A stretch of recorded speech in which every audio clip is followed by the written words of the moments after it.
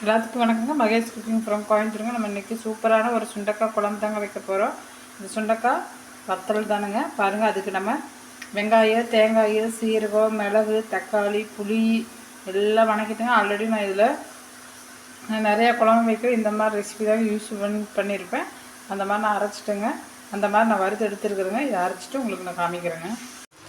பாருங்கள், நம்ம எண்ணெய் ஊற்றியாச்சுங்க. இந்த குழம்புக்கு தேவையான கடுகு போட்டுக்கலாங்க. ரெண்டு வெந்தயம் போட்டுக்கலாங்க. வரமிளகா 2 போட்டுக்கலாங்க. சின்ன வெங்காயம், பூண்டு என்கிட்ட இல்லைங்க, அதை போட்டு பூண்டு போட்டுங்க. சூப்பராக பூண்டு போட்டிங்கன்னா அப்புறம் நம்ம இந்த வத்தக்காய் இது போட்டுக்கலாங்க.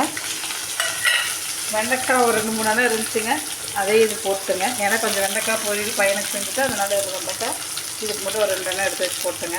இதெல்லாம் நல்லா வணக்கிக்கலாங்க. பாருங்கள், இந்த வெண்டைக்காய், சுண்டைக்காய், வெங்காயம் எல்லாம் வதங்கிடுச்சுங்க. இந்த பேஸ்ட்டை அரைச்சி எடுத்து ஊற்றிக்கலாங்க.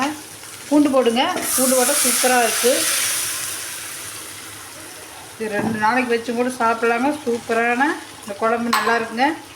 நம்ம கல்யாண வீட்டில் இப்படி தாங்க இந்த வத்த குழம்பு செய்வாங்க. உப்பு போட்டுக்கலாங்க. இந்த குழம்பு தேவைக்கான உப்பு போட்டுக்கலாம். நம்ம எந்த குழம்புமே இப்படி அரைச்சி வச்சா அது வேறு டேஸ்ட்டு கொடுக்குங்க. நம்ம இந்த வதக்கி வச்சு அப்படியே புளியை கரைச்சி ஊற்றுறத விட இந்த மாதிரி நீங்கள் அரைச்சி வச்சு பாருங்கள், நல்லாயிருக்கு.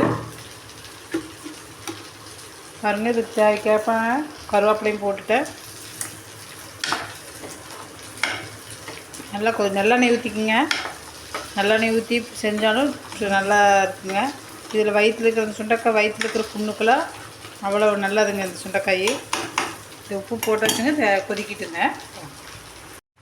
பாருங்கள், சூப்பரான வத்த குழம்பு ரெடி ஆகிடுச்சுங்க.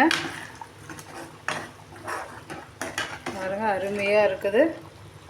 வெண்டைக்காய்,